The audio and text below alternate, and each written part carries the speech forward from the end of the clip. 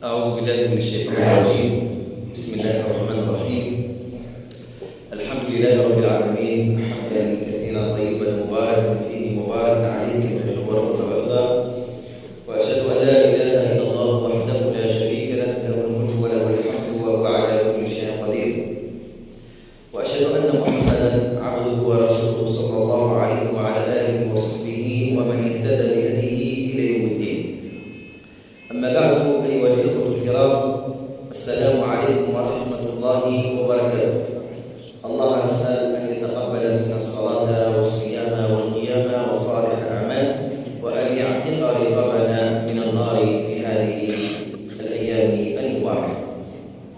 لازلنا نواصل الحديث عن تفسير آيات الأحكام، وبدأنا بما يفتتح به المصحف وهو سورة الفاتحة، وتكلمنا في الدرس الماضي عن أحكام بسم الله الرحمن الرحيم، وقلنا أن المالكية قالوا بأن بسم الله الرحمن الرحيم هي ليست آية من سورة الفاتحة، واستدلوا بأحاديث كثيرة، ومن بين هذه الأحاديث حديث أنس بن مالك أنه قال كان إذا كبر قال الحمد لله. النبي صلى الله عليه وسلم وأبو بكر الصديق وعمر بن الخطاب وعثمان بن عفان وعلي بن أبي طالب، هؤلاء الخلفاء الراشدين، كان الواحد فيهم إذا كبر قال الحمد لله رب العالمين.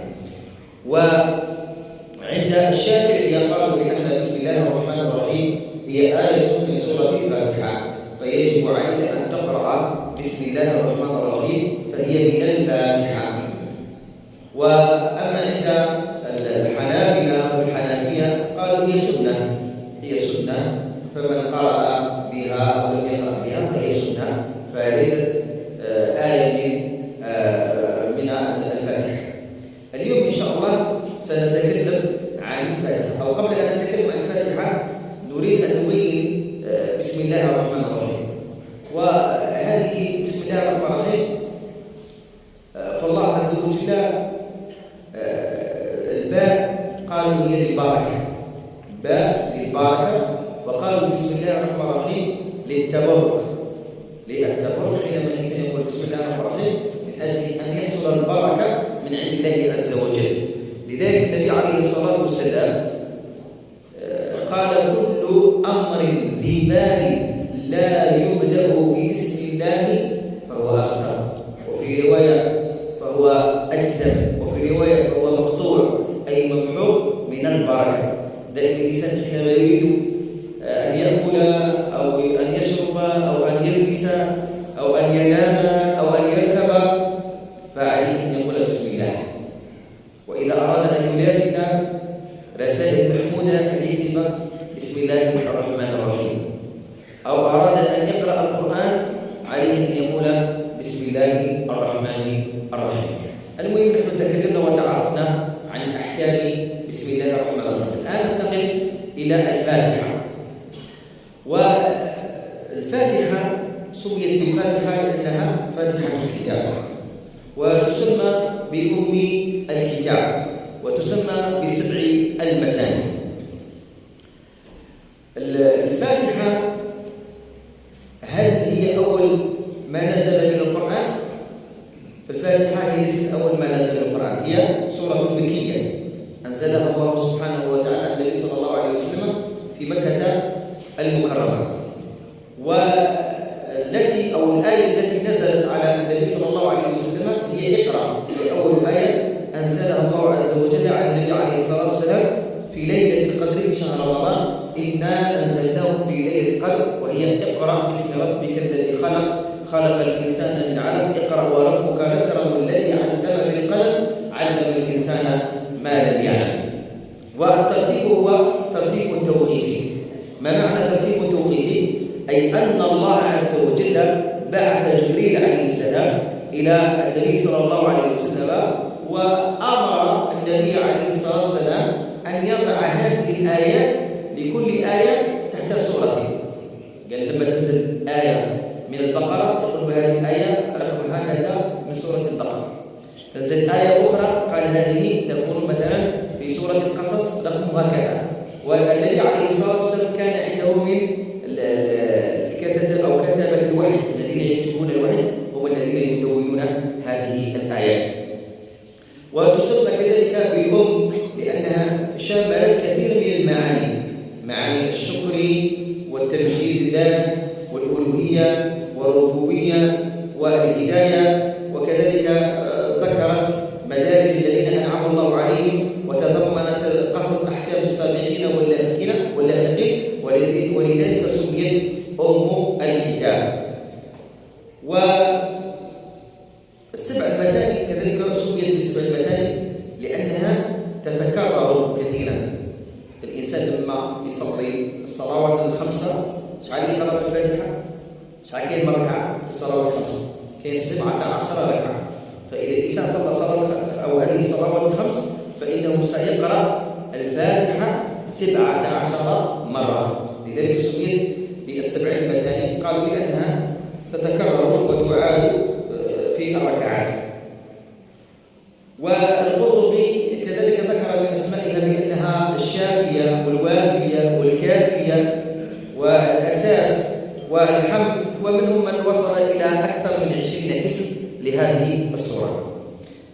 ومن حيث الفضل بأن هذه السورة فضلها عند الله عز وجل عظيم، وهي أم الكتاب.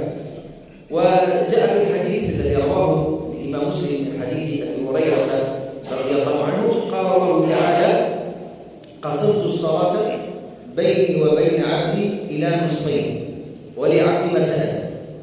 قال: إذا قرأ أو قال العبد الحمد لله رب العالمين قال حمدني عبدي، وإذا قال الرحمن الرحيم قال أثنى علي عبدي، وإذا قرأ مالك يوم الدين قال مجدني عبدي، وإذا قرأ إياك نعبد وإياك نستعين قال ولعبدي ما سأل، ولعبدي قال هذا بيني وبين عبدي ولعبدي ما سأل. وإذا قرأ اهدنا الصراط المستقيم صراط الذين أنعمت عليهم غير المغضوب عليهم ولا الضالين قال هذا لعبدي ولعبدي ما سأل. وما معنى كلمة الحمد؟ الحمد هو نوع من أنواع الشكر. الحمد هو نوع من أنواع الشكر، أي هو جزء من الشكر. الشكر يكون بالقلب وكذلك يكون باللسان، أما الحمد يكون إلا بالقلب. ثم قال الحمد لله. لله هو اسم من أسماء الله سبحانه وتعالى. لما نتمعن في التاريخ وفي الأسماء لا نجد أي مخلوق سمي باسم الله. ما كان أي واحد من المخلوقات اسمه الله، كانش. حتى في الترجمة لم يستطيعوا أن يصلوا إلى ترجمة هذه الكلمة. هذه كلمة الله كل العالم بمختلف ألسنتهم واللغات واللهجات، إلا أنهم لا يستطيعون أن يترجموا هذه الكلمة، هذا الاسم اللي هو اسم الله، اسم العالم. هذا الاسم اللي اسم الله هو إلا لله عز وجل. ما كانش لغة من لغات العالم استطاعت أن تجد مرادف لهذا الاسم.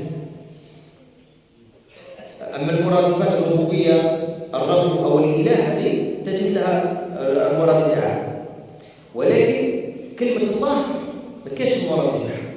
كل العالم ينطق الله، الهندي ينطق الله، الإنجليزي ينطق الله، العربي ينطق الله، الصيني ينطق الله. كل هذه الكلمات كلمة الله موجودة بالفطرة على لسان المخلوقات، ولا يوجد أي مخلوق سمي الله حتى الآن. الإله ما هو الفرق ما بين الله والإله؟ الله هو اسم لله عز وجل. الإله هو المعبود، الإله هو المعبود. أي معبود يسمى إله، أي معبود يسمى إله. كان الإنسان يعبد مثلا بقرة يسميها إله، يعبد حجرة يسميها إله، الآلهة. ولكن الله لا، الله إلا الله عز وجل سبحانه وتعالى. الحمد لله رب العالمين. الرب هو الملك المتصرف في الكون، الذي يتصرف في الكون هو الله. العالمين، العالمين هو كل هذا العالم من جن وإنس والملائكة والحيوانات والطيور والأشجار والنباتات والكون والمجرات، هذا كله يدخل في العالمين. الحمد لله رب العالمين، أي كل هذه ما في هذا الكون وكل ما خلق الله عز وجل يدخل في هذه الكلمة كلمة العالمين. ثم قال ملك. في القرآن هناك قراءات تقرأ ملك، مالك، مليك، ملاك، ملك. هذه كل هذه الأوجه التي يقرأها القراء من خلال هذه القراءات العشر. عندنا في المذهب أو عفوا عندنا في قراءة ورش نقرأ ملك، الحمد لله رب العالمين الرحمن الرحيم مالك يوم الدين، مالك يوم الدين. تفضل.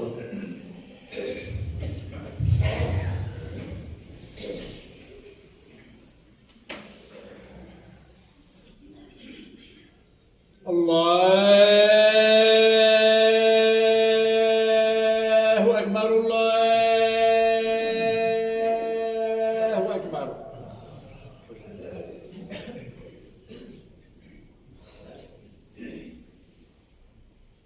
أشهد أن لا إله إلا الله. أشهد أن لا إله إلا الله.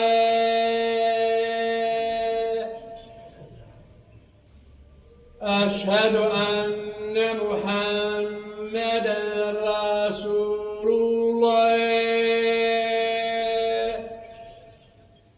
أشهد أن محمدًا رسول الله. حي على الصلاة،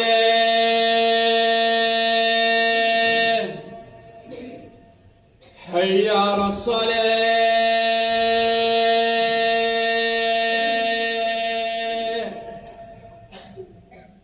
حي على الفلاح،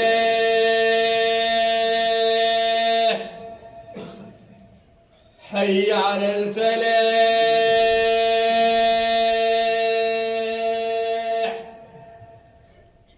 الله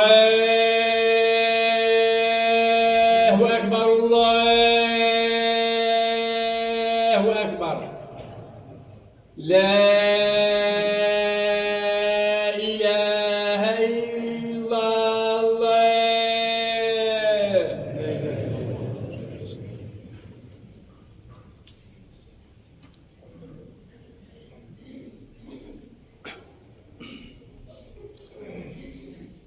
ونحن نتكلم عن تفسير هذه السورة، سورة الفاتحة. قول الله عز وجل الحمد لله رب العالمين الرحمن الرحيم مالك يوم الدين. مالك أو مالك، والملك من الملك، وهو الذي له السلطة، الذي له القدرة وله السلطة على تسيير هذا الكون، وهو الملك هو الله سبحانه وتعالى. مالك يوم الدين أي يوم الحساب ويوم الجزاء. ثم قال إياك نعبد وإياك نستعين. قال قسمت الصلاة بيني وبين عبدي إلى نصفين. الشطر الأول هذه الآية التي شرحناها هذه لله سبحانه وتعالى. الآن ثم تتوسط هذه الآية، هذه الآية تتوسط هذه السورة. إياك نعبد وإياك نستعين. إياك نعبد أي العبادة تكون لله سبحانه وتعالى والعون يكون من الله.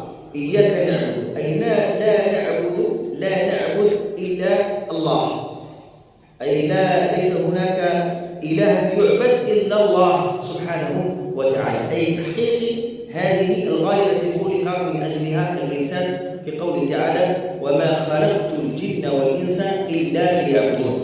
الإنسان على ربي خلقه من الدنيا.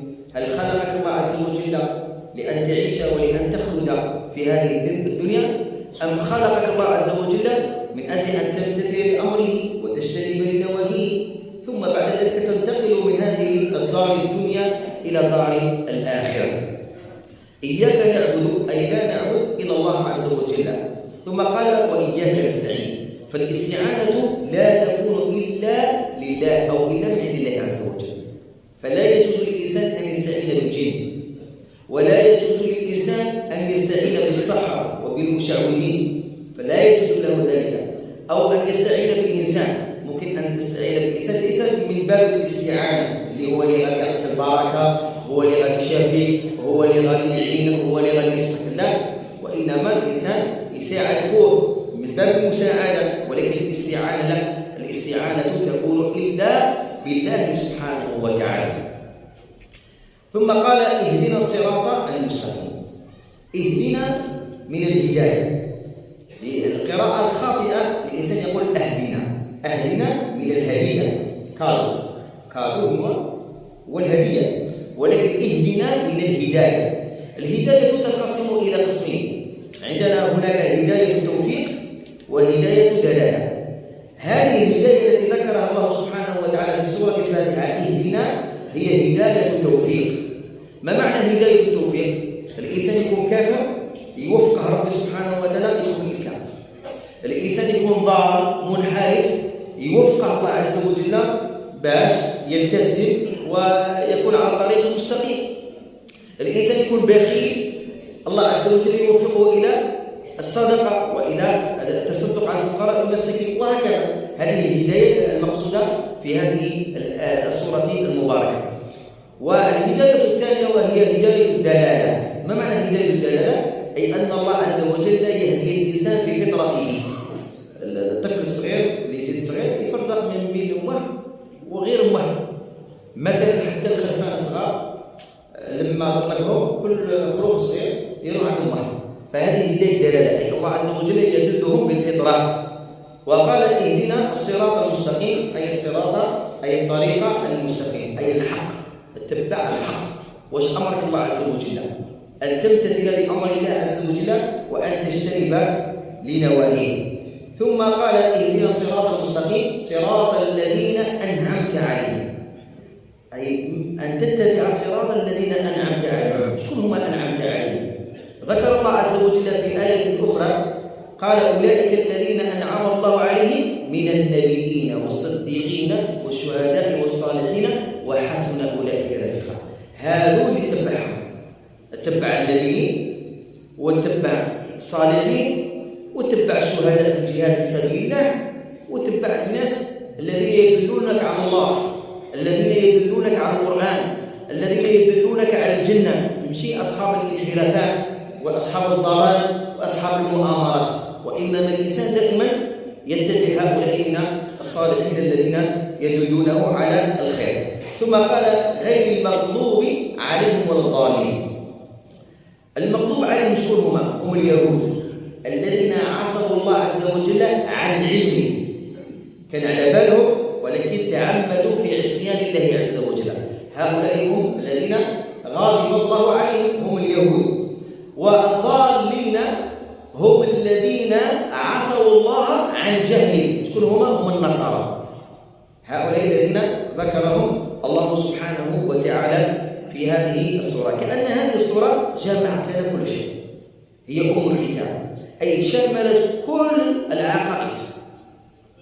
تكلمت عن الألوهية، تكلمت عن الربوبية، تكلمت على العبادة العبودية، تكلمت عن الاستعانة بالله عز وجل، وتكلمت على الآخرة اللي هي مالك يوم الدين، وتكلمت عن الهداية وعلى الصراط المستقيم. ثم ذكرت لنا قصص السابقين من المغضوب عليهم هم اليهود والضالين هم النصارى. ثم الله عز وجل لم يختم هذه السورة بكلمة آمين، وآمين هي ما هيش آية من القرآن الكريم، وإنما هي دعاء، كأن الإنسان يقول اللهم استجب.